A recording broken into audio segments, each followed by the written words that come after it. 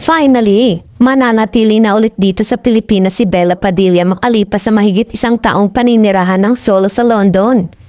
Ayon sa TV host actress, magbabalik full-time na kasi siya sa trabaho. Ang caption niya, "I am temporarily closing this chapter as I prepare to work full-time again."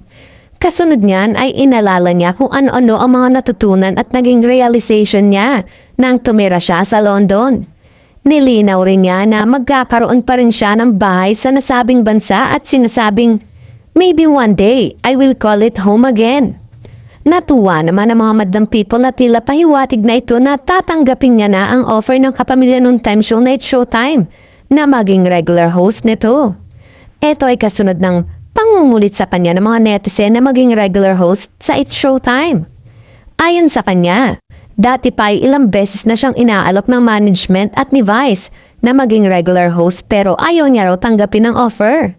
Maraming netizen ang pumuri sa magandang rapport ni King Chu, Jong Hilario, Vong Navarro at Bella Padilla sa It's Showtime.